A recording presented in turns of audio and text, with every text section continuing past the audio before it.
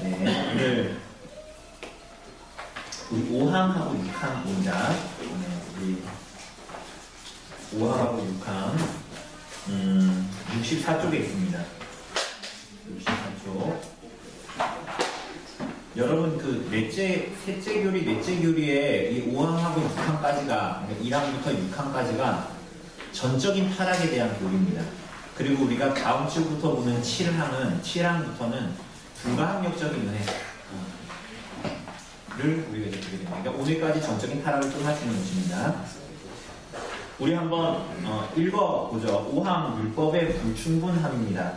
예, 한번 읽어보겠습니다. 시작. 본성의 빛에 대한 이러한 사실은 하나님께서 모세를 통해 유대인들에게 특별히 주신 십계명에도 똑같이 적용된다. 왜냐하면 십계명 곧 율법은 비록 사람이 지은 죄의 무거움을 드러내고 그 죄책을 더욱 깨닫게 하지만 사람에게 구원의 은혜를 줄 수는 없기 때문이다.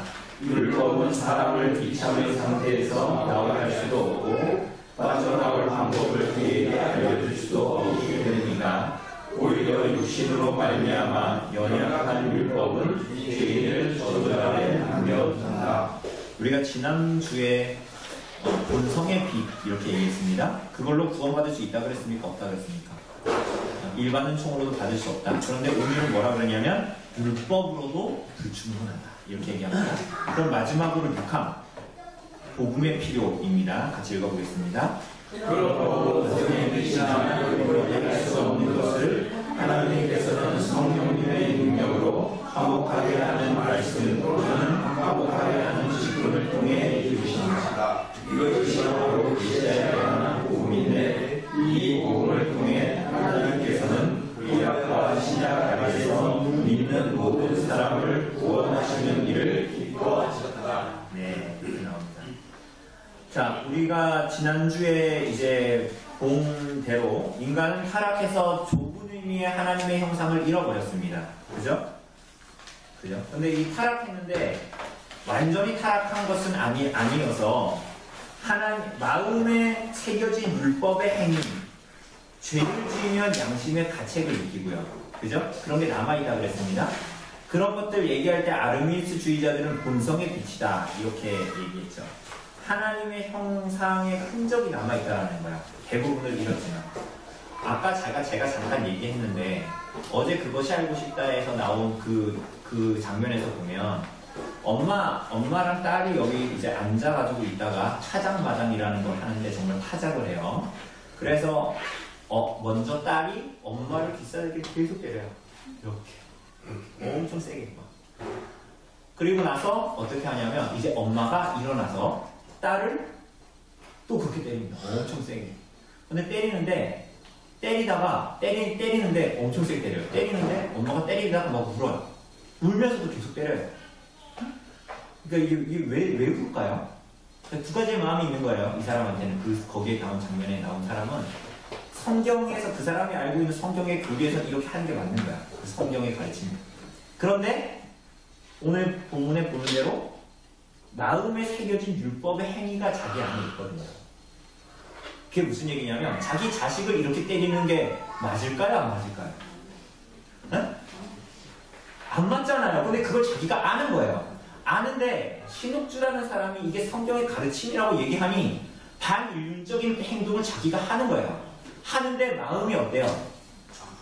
괴롭잖아요. 막 그 두 마음이 막 부딪히잖아요. 그러니까 울면서도 막 통곡을 하면서도 막 때리는 거예요. 딸을 이렇게. 그게 뭐냐면 그러니까 이단은 뭡니까? 사탄이 좋아하는 건데 하나님의 형상을 더 잃어버리게 하는 거죠. 반인륜적으로 살아가게 하는 거죠. 그 모양이. 여러분 그러니까 그것을 통해서 볼 수 있는 건 뭡니까? 타락한 사람이라 하더라도 마음에 하나님께서 새겨진 율법의 행위가 마음에 있어요. 그래서 내가 뭘 잘못하면 내가 깨닫게 돼요. 양심의 가책을 느끼기도 하고요. 그게 뭐냐면 하나님의 형상을 잃어버렸지만 하나님의 형상의 흔적이 남아있다. 그러나 우리가 지난주에 본 대로 이것으로 구원을 받을 수 있다 없다?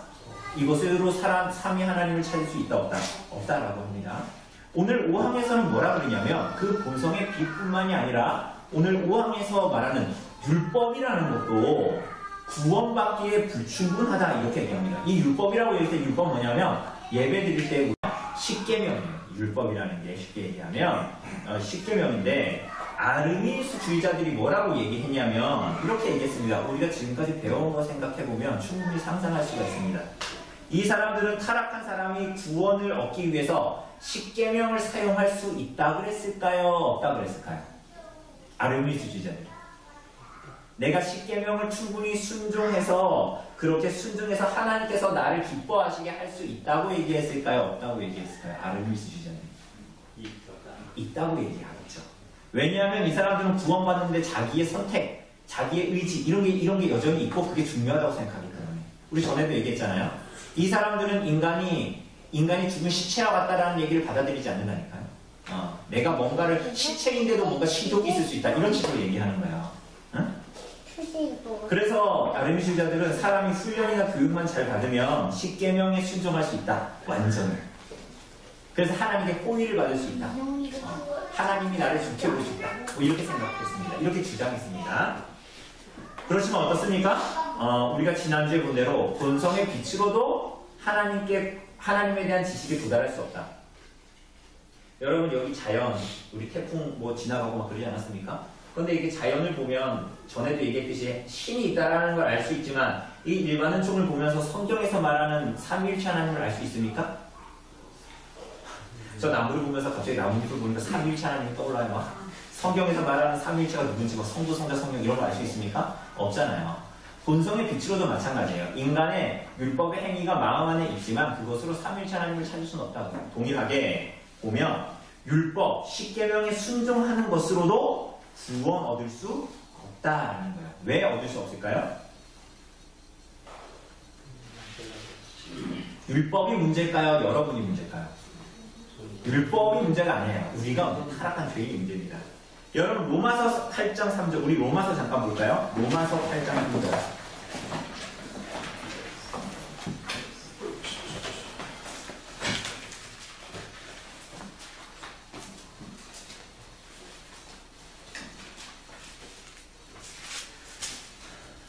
로마서 8장 3절 우리 같이 읽어봅시다.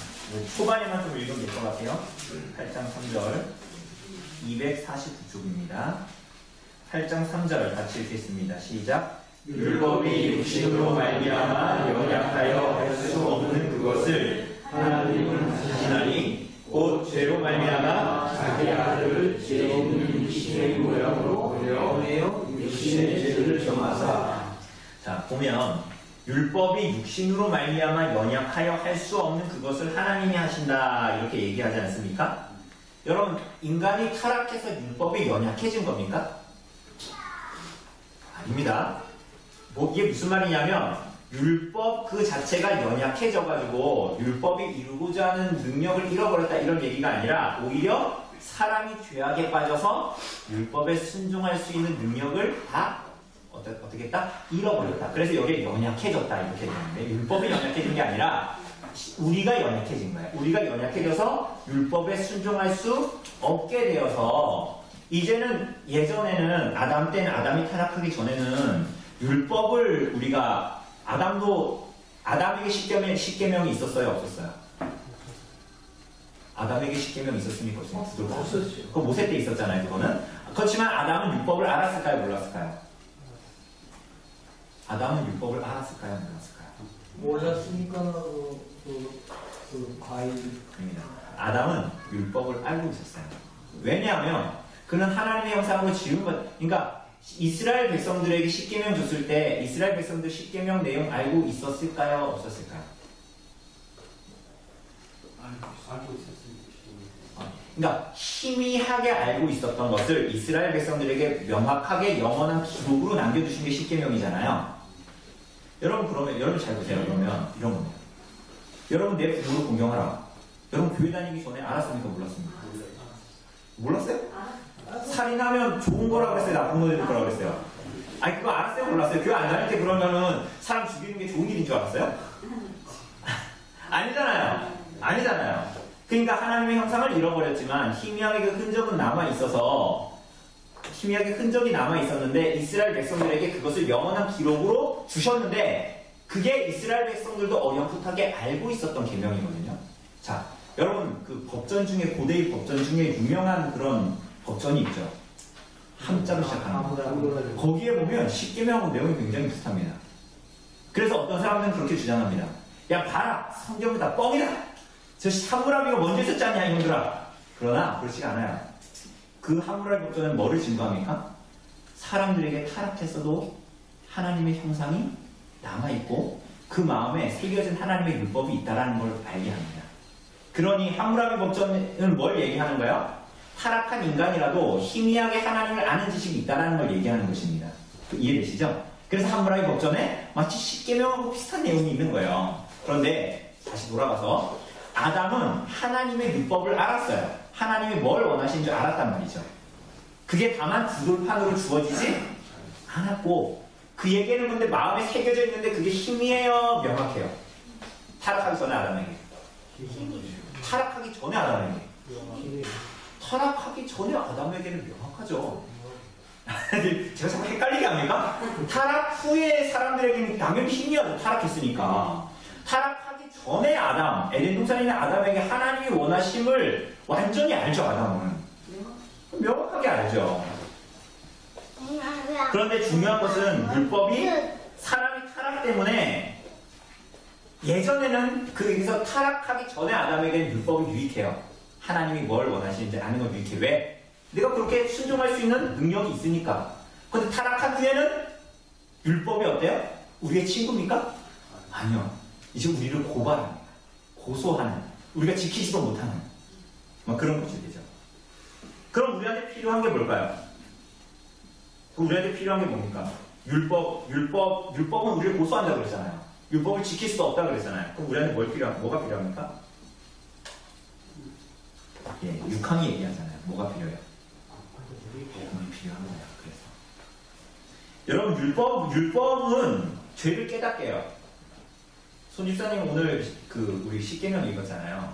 그거 읽으시면서 이렇게 읽어보시면 내가 지난주에 내가 이렇게 율법 완전히 하나님을 사랑하고 1에서 4계명까지 그래서 5에서 10계명까지 내가 이웃을 사랑하고 완전히 지켰다고 그거 읽으면서 마음이 뿌듯하시던가요? 저도 그렇죠. 뭐예요? 그걸 읽으면 뭐예요? 율법은 우리를 고소하고 고발합니다. 어떻게 고소하고 고발해요? 그걸 읽으면서 어때요, 마음이?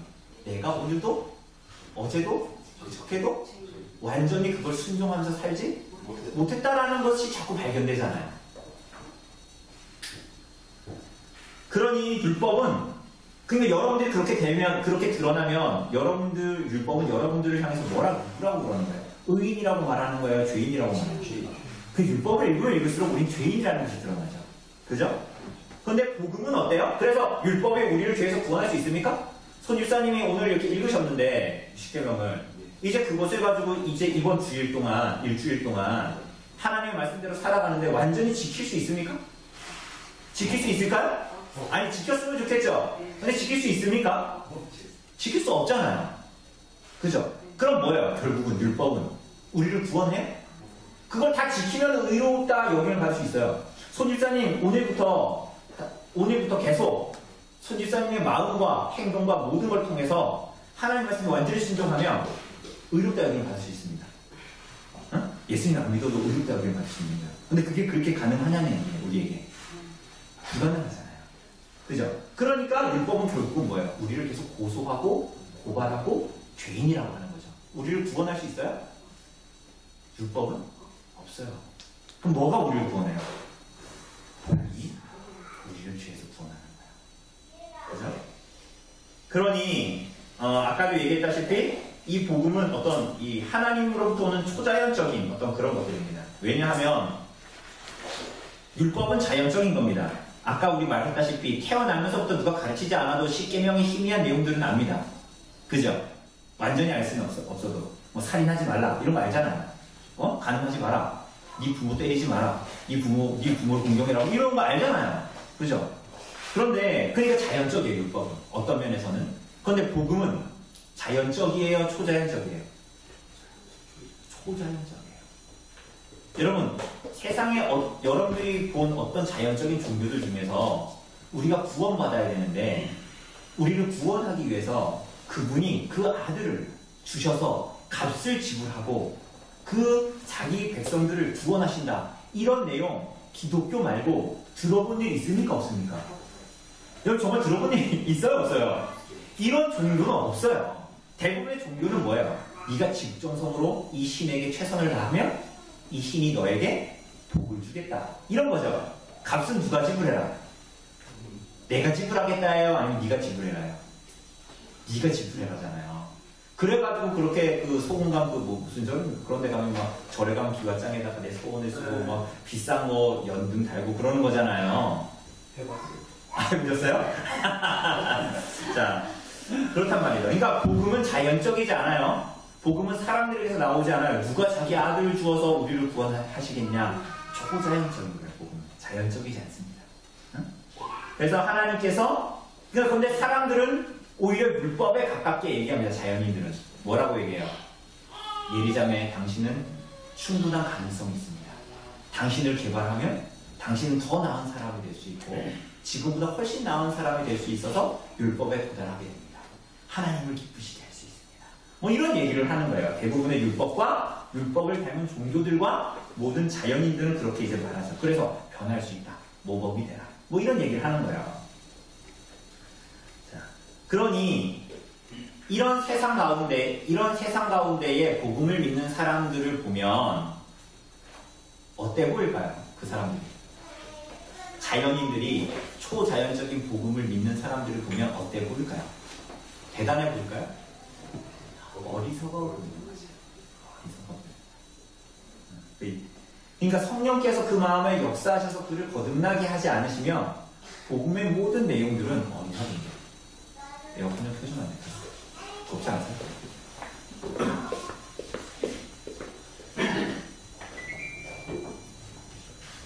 예, 하여튼 그렇습니다. 그래서 하여튼 성령께서 그 마음에 역사하셔서 받아들이게 하지 않으시면 누구도 율법을 은혜로 받아들이지 않게 됩니다. 우리 지난주에 어떤 형제 보지 않았습니까? 이름 똑같은 형제 왔었는데 이제 좀 집사님들, 성도님들 기억나시면 기도해 주시고 이제 아내를 교회로 데리고 오려고 하는데 그게 힘들죠. 그러니까 안 믿는 이제 와이프는 안 믿거든요. 안 믿는데 안 믿는 사람이 교회 오는 게 쉽습니까? 우선 만나는 것조차 되게 부담스럽잖아요. 혹시 엄청 힘들죠. 손님사님 굉장히 공감하시네요. 굉장히 힘들고 같이 그 문화의 그 가치에서 있는 것 자체도 힘들고 때로는 보면 교회 다니는 사람들이 너무 한심해 보일 때가 왜 저걸 저렇게 했어? 왜 내가 열심히 번 돈을 교회에다 갖다 바치지? 이렇게 생각하잖아요, 사람들. 그렇지 않습니까? 저도 그렇게 중학교 때 제 친구를 그렇게 비판했어요. 그 교회 가면, 주일날 교회 가면. 같이 놀자고. 아무것도 모르는 하여튼 뭐 그랬는데, 나중에 교회 가보니까 그 친구가 같은 교회 다니고 있었어요. 근데 하여튼 간에, 어리석어 보입니다. 그러니까 그게 좀 성령께서 우리가 믿게 되는 것이 우리가 살게 되는 게 아니라, 성령께서 우리 안에 역사하시고 우리를 거듭나게 하지 않으시면 이 초자연적인 복음을 믿을 수가 없는 거예요. 오히려 이걸 믿기가 좋아요. 차라리 우리가 아까 봤던 그것이 알겠다에 나온 그런 교회 가는 게 오히려 자연인의 입장에서 맞아요. 왜? 내가 뭘 계속 투자하고 내가 뭔가 선한 일을 해가지고 내가 거기에 들어가게 되는 거잖아요. 그런 이유잖아요. 그게 오히려 자연인에게 훨씬 더 좋아요. 율법적이잖아요. 이거 못했어? 이놈의 자식이 막 비싸대게 막 때리고 머리 막 자르고 이게 훨씬 더 율법적이야. 그 자연인에게 그게 받은직해. 내가 잘못했으니까 이렇게 받는 건 내게 잘해가지고 이제 상을 받아야지. 이게 율법적인 거거든요. 아주 당연한 거거든요. 자연인들에게. 복음은 그렇지가 않습니다. 왜냐하면 우리의 가능성이 없기 때문에. 여러분과 저는 식욕이 있는 사람들이 아니라 식욕이 없는 시체와 같은 존재들이기 때문이에요. 자, 그래서 복음은 여러분들에게 뭘 해야 된다라고 말하지 않아요. 여러분 오늘 오전에 설교 들으면서 여러분들 제 아내가 요즘에 계속 말합니다. 요즘 예수님의 비유를 듣고 나서 항상 어땠어? 저는 항상 물어보거든요. 아니 내 설교 어땠냐? 라기보다 뭘 깨달았냐? 뭐 이런 식으로 물어봅니다. 뭐라 그러냐면 비유에서 특히 이런 얘기입니다. 열심히 살아야 됩니다. 이렇게 결론됩니다. 열심히 살아야 되겠다. 그런데 그 예수님의 비유를 지금까지 이제 우리가 열몇 번 봤지만 굉장히 급진적이죠. 너희들이 그렇게 살지 않으면 너희들이 믿음 없는 걸 증명하는 거다. 이렇게 얘기하잖아요. 그래서 예수님이 거의 비유에서 대부분 그렇게 얘기하십니다. 니네가 열매 맺지 않는 것은 너네가 믿음이 없다라는 증거일 뿐이다. 그런 자는 누구도 스스로 무슨 생각을 하든 간에 누구도 구원받을 수 없다. 이렇게 예수님께서 비유에서 계속 말씀하셨죠. 그죠? 그런데 오늘 비유 이제 제가 막바지라서 이 비유의 더 근본적인 내용들을 드러내면 오늘 보면 열매 맺는 것이 너 뭐 해라. 무엇을 해야 한다. 이런 겁니까? 그죠? 아니, 여러분들은 잘 깨달으신 거예요. 그게 아니잖아요. 그죠? 그 모든 일들을 누가 하셨어요? 열매 맺을 수 있도록 모든 준비를 누가 하셨습니까? 그죠? 하나님이 다 했어요. 오늘 비유에 치면 포도원 지가 다 했어요. 쉽게 얘기하면 이런 겁니다. 손집사님이 믿었습니다. 복음을 믿었어요. 그런데 이건 손집사님이 믿은 게 아니에요. 복음은 손집사님에게 믿어라, 복음을 믿어라 라고 말하지만 동시에 복음을 믿을 수 있는 믿음을 주시고 믿으라고 요청을 합니다. 맞습니까? 손집사님에게 복음은 말합니다. 성경은 회개하십시오. 그런데 성령께서는 회개하라고 요구하는 동시에 회개하는 마음, 죄를 슬퍼하는 마음 동시에 주십니다. 그래서 회개하게 하는 거예요. 그러니 이 열매는 우리의 것입니까? 하나님의 것입니까? 하나님의 은혜를 우리에게 주시는 거예요. 이게 복음이라는 거예요. 그러므로 우리가 비유에 나타나는 모든 열매들은 우리가 뭘 열심히 해야 된다? 그렇지 않아요. 그렇지 않아요. 그 모든 것들을 우리에게 자원을 마련해 주셨어요. 누가? 예수님께서 십자가에 계속해서. 그래서 여러분 이사야서 55장 1절에 보면 이렇게 말합니다. 여러분 이사야서 한번 찾아볼까요? 이사야서 55장 1절.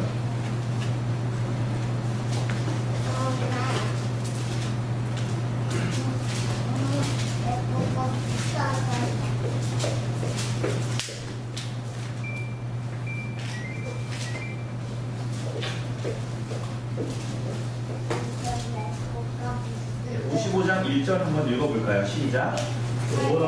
너희 목마른 자들아 물로 나오라. 돈 없는 자도 오라. 너희는 와서 사 먹되 돈 없이 값 없이 와서 포도주와 돈 내라고 합니까?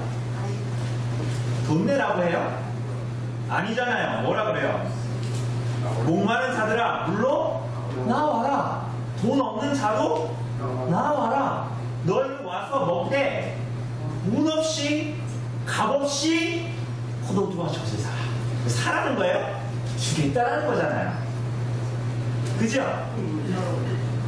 그러니까 표현이 그렇다는 거예요. 그 의미가 뭐예요? 사는 거예요. 그럼 사라고 했으면 돈을 갖고 와서 사라 이렇게 말해야 되잖아요. 그러니까 앞에서 뭐라고 합니까? 돈 없이 값 없이 뭐라는 거예요? 먹고 마시라는 거예요. 이게 바로 모든입니다.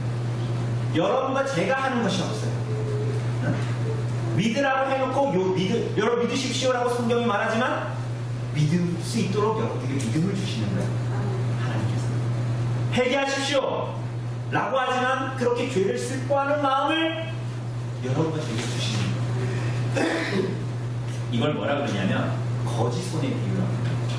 복음은 뭐냐면 부자가 베풀어 놓은 상에 뭘 하는 거예요? 손을 뻗는, 주십시오 하고 손을 뻗는 거지의 손. 이게 믿음이에요. 그래서 우리가 할 일은 이겁니다. 근데 이 거지 손을 내뻗게 하는 것도 시체가 거지 손처럼 내뻗을 수 있어요? 없죠. 그래서 하나님께서 주신 은혜로 우리는 그 복음을 받을 수 있도록 또 목말라 할 수 있고 그런 자들로 우리가 되었다라고 자, 그래서 그러면 율법은 다시 돌아가서 그럼 율법의 기능은 그럼 뭘까요? 율법. 우리 집사님이 우리 수미사님 아까 벌써 말씀하셨어요. 율법의 기능은 뭡니까? 십계명을 읽으면 여러분들 십계명이 여러분에게 무슨 기능을 하는 것 같아요? 십계명 예배 때 읽잖아요. 맨날 읽으니까 지겹습니까? 읽으면 무슨 생각을 여러분이 계속 읽어도 못 외우시잖아요. 그렇죠? 여러분들 십계명을 읽으면 여러분들에게 십계명이 어떤 기능을 하던가요?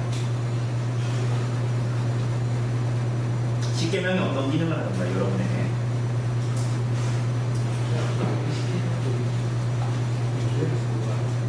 그러니까 10계명은 아까도 얘기했다시피 10계명을 읽으면 읽을수록 10계명 앞에 서면 설수록 여러분과 제가 어떤 존재인지 이제 알게 되죠. 근데 율법의 기능은 아까도 얘기했듯이 그 이상을 할 수가 없어요. 거기가 끝입니다. 그 기능이에요. 그러니까 율법은 필요해요, 안 필요해요?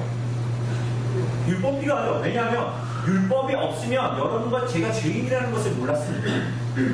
율법이 있으니까 하나님의 뜻에 순종하지 못하는 죄인이라는 걸 알게 되잖아요.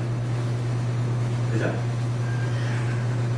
그리고 그 앞에서 우리는 율법에 순종하지 못하는 비참한 죄인이라 이런 걸 알게 되죠. 여러분 잘 보세요. 우리 아이들이 지금 울지 않습니다. 그래서 또 누가 한테 때렸겠죠? 그럼 여러분 아이들에게 이거 하지 마라. 그러면은 아이들이 그거 안 합니까? 여러분들 자신에게 여러분들에게 여러분 앞으로 뭐 하지 마세요. 이렇게 얘기하면 여러분 마음이 어떻던가요? 여러분들은 다들 착한 마음을 가지고 있어서 뭐 하지 마라. 특별히 난 사람 생각 안 하고 있었는데 뭐 하지 마라. 우치우치 하지 마. 이렇게 얘기했어. 그럼 여러분들 마음에 어떤 마음이 듭니까? 하고 싶죠. 아이들에게 그게 극명하게 드러나잖아요. 특별히 우리 셋째 이현이한테는 뭐 하지 마. 그러면 걔는 반드시 거기로 갑니다. 반드시 그걸 하고 싶어 합니다. 여러분 이게 뭐예요? 인간 안에 있는 이 본성, 하나님의 법에 대한 본성, 타락한 본성이 아주 그대로 나타나는 거죠. 그래서 여러분들에게 나눠드린 그 종이 보면 하이라이트 그 요금점 나와 있지 않습니까? 60문에 보면 당신은 어떻게 하나님 앞에 의롭게 됩니까? 그러니까 뭐라 그래요? 좀 초반만 읽으면 될 것 같은데 같이 읽어보죠. 시작. 오직 예수 그리스도에 대한 참된 믿음으로만 됩니다. 비록 내가 하나님의 모든 계명을 크게 어겼고 하나도 지키지 않았으며 여전히 모두 네, 됐습니다. 자, 모든 계명을 어겼고 하나도 지키지 않고 내가 모든 악으로 향하는 성향이 있고 나의 양심이 그렇다라고 나를 고발합니다. 고소합니다. 이렇게 말하잖아요. 그죠? 그렇다면 이제 어떻게 해야 될까요? 그래서 6항에서 이렇게 얘기하는 겁니다. 6항에서 뭐라 그래요? 그러므로 복음의 빛이나 율법이 할 수 없는 것을 하나님께서는 성령의 능력으로 화목케 하는 말씀 또는 화목하게 하는 직분을 통해 어떻게 하신다? 이루신다. 이렇게 얘기합니다. 그죠? 그리고 이것이 바로 뭐래요? 메시아에 관한 복음이다. 이렇게 이야기합니다.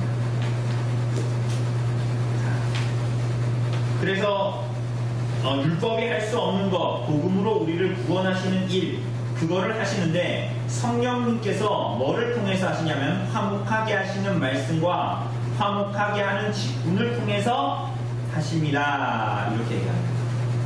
이게 뭡니까? 이 핵심이 뭡니까? 이 복음의 내용이 뭐라는 거예요? 그러니까 성령께서 우리들에게 복음의 능력, 율법이 하지 못하는 일을 우리 가운데 복음을 통해서 이루십니다. 그런데 성령께서 도구로 삼으시는 게 뭐라는 거예요? 하나님의 말씀이다. 이렇게 얘기합니다. 자, 예를 들면 이런 겁니다. 여러분 망치로 이렇게 못으로 나무를 이렇게 때릴 때, 못을 박을 때 물론 힘이 센 사람은 TV에 가끔 보니까 이렇게 손으로 이렇게 치는 사람도 있긴 하는데 대부분 보편적인 사람들은 어떻게 합니까? 망치라는 도구를 쓰죠. 성령께서 이 복음을 받아들이게 하실 때 도구로 쓰시는 게 뭐냐면 그분의 말씀이다. 이렇게 얘기하는 것입니다. 그런데 특별히 그 전에 하나님 성령께서 우리를 말씀, 곧 메시아의 복음으로 우리를 구원하시는데 구약 백성들도 그렇게 구원하셨을까요? 신약 백성들 오늘 여러분과 저만 이렇게 구원할까요? 구약 백성들도 이렇게 구원하실까요? 구약 백성이라면 예수님 모시기 전에 이스라엘 백성들을 얘기하는 거죠. 구원하는 방법이 똑같을까요? 다를까요? 하나님이 구약이나 신약이나 하나님의 백성들을 구원하는 방법 같을까요? 다를까요? 같아요? 달라요? 연옥은 없어요. 같아요? 같습니다. 여기 같다. 다르다. 나머지 연옥 핑크. 네, 같죠. 어떤 사람들은 이렇게 얘기합니다. 구약에는 율법을 지켜서 구원받고 신약에선 복음 예수님 믿어서 구원받는다. 노, 그렇지 않아요. 구약이나 신약이나 모두 다 예수님을 믿어서 구원받습니다. 구약은 어떤 예수님? 오실 예수님. 그리고 신약은 오신 예수님을 둘 다 믿음으로 구원받습니다. 자, 하나를 보면 그 하나의 증거만 하나만 보고 넘어가면 될 것 같아요. 요한복음 5장 볼까요? 요한복음 5장 39절.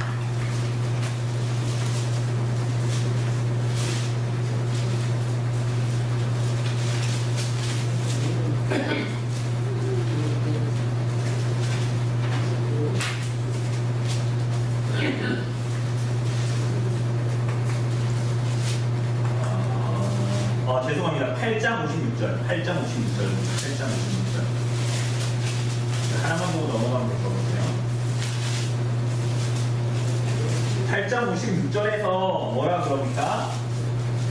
같이 읽어보죠. 시작. 너희 조상 아브라함은 나에 대해 볼 것을 보고 기뻐하였느니라. 여러분, 이거 예수님이 하시는 말씀인데 뭐라 그래요? 니네가 니네 믿음의 조상이라고 하는 그 아브라함이 뭐를 기다렸다? 여기서 나는 누구예요? 예수님. 그러니까 구약의 백성들도 다 오실 예수님을 믿음으로 바라보는 것 때문에 구원받았다라는 거예요. 그런데 이스라엘 백성들은 그걸 받아들였어요? 안 받아들였어요? 대부분 안 받아들였어요. 여기 아래 보는 거 뭐라고 해요? 57절에 유대인들이 이르되 예수님한테 하는 말이에요. 유대인들이 네가 50도 안 됐는데 네 아브라함 봤다고? 이렇게 얘기하는 거예요. 그러니까 예수님 뭐라 그래요? 진실로 너에게 이르노니 아브라함 나기 전부터 예수님이 성자 하나님이시라는 걸 말하니까 어떻게 하는 거예요? 유대인들이 그들이 돌로 치려고 해서 예수님을 죽이려고 했어요.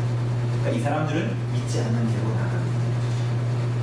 오늘 오전에 설교에 비추어 보면 열매 맺지 않는 무화가 나온다 이런 거예요. 예수님을 반역하고 예수님을 받아들이지 않는 거죠.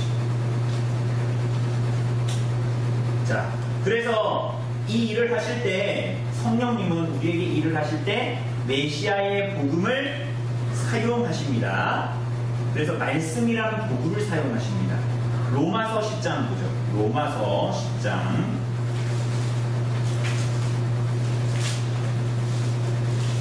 로마서 10장 14절.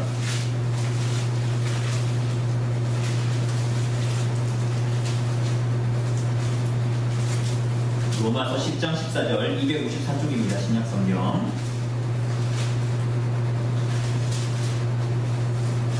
네. 같이 읽어보죠. 시작. 그런즉 그들이 믿지 아니하는 일을 어찌 이루리요 듣지도 못한 일을 어찌 이루리요 전파하는 자가 없이 어찌 이루리요. 그러니까 성령께서 일하실 때 믿음을 생기게 하실 때 어떻게 듣지 못했는데 어떻게 아냐는 거예요. 그러니까 여러분 복음을 전해야 됩니까? 안 전해야 됩니까? 말씀을 전해야 성령께서 그 가운데 일하신다는 거예요. 그래서 도구로 삼아서. 그런데 특별히 우리가 많이 아는 거죠. 17절 같이 읽어봅시다. 17절 시작. 그러므로 믿음은 들음에서 나며 들음은 그리스도의 말씀으로 말미암았느니라. 자, 뭐라고요? 믿음은 어디서 나온대요? 들어야 돼. 그러니까 뭘 들어? 이 들음은 어디서 나온대요? 그리스도의 말씀. 성령께서 그리스도의 말씀을 들어서 그 들은 말씀을 성령께서 사용하셔서 믿음을 일으키신다. 이렇게 얘기하는 것입니다.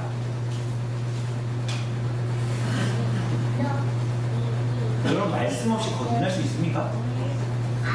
없습니다. 여러분 65문 보세요. 하이델베르크 요리문답 65문답 보면 여기 아주 잘 나타납니다. 오직 믿음으로만 우리가 그리스도와 그의 모든 능력에 참여할 수 있는데 이 믿음은 어디에서 옵니까? 그러니까 뭐라 그럽니까? 성령에게서 옵니다. 그분은 거룩한 복음의 반설로 우리의 마음에 믿음을 일으키며 성령의 시행으로 믿음을 쓰게 하십니다. 여러분 이 믿음은 성령님에게서 옵니다. 여러분 어떤 사람을 나의 능력으로 내가 설득한다고 해서 이 사람이 믿지 않아요. 믿을 수가 없어요. 정말 거듭나는 믿음은 누구에게서만 옵니까? 여러분, 반드시 성령으로부터만 옵니다. 성령께서 역사하심으로만 가능한 일이에요. 그런데 그분은 어떻게 하신대요? 믿음을 일으키시는데 마음에 뭘로? 거룩한 복음의 강설로. 하나님께서 교회를 주시고 그 직분을 맡은 목사를 통해서 하나님의 복음의 말씀을 바르게 선포되어지는 그 강설을 통해서 역사하신다. 믿음을 어떻게 한다? 일으키신다. 이렇게 얘기합니다. 그 다음에 뭐라 그래요? 성례의 시행으로 믿음을 굳세게 합니다. 성례를 통해서 믿음이 생기는 것은 아니고요. 성례를 통해서 믿음을 굳세게 하면, 생긴 믿음을 굳세게 하는 거예요. 그죠? 여러분, 우리 어떤 사람이 처음 교회 다니면은 나중에 시간이 지나고 그가 믿음을 고백하면 세례받지 않습니까? 그죠? 세례받아서 구원받습니까? 그건 아니잖아요. 그죠? 복음을 들어 믿음이 생겼죠? 그죠? 그거 자체로 구원받아요. 그러나 그것으로 구원을 받지만 그가 이 성례를 통해서 이 믿음이 확실해지고 굳어지는 것입니다. 그렇게 사용하는 것입니다. 성령께서 이 규례들을 이렇게 이제 사용하시는 거 우리가 알 수 있습니다.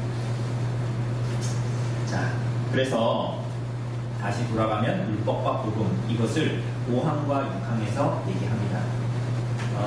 아까 로마서 8장 3절 읽었는데, 율법은 우리를 끊임없이 고발하나 하나님께서 길을 내셨습니다. 우리를 위해서. 그게 뭐예요?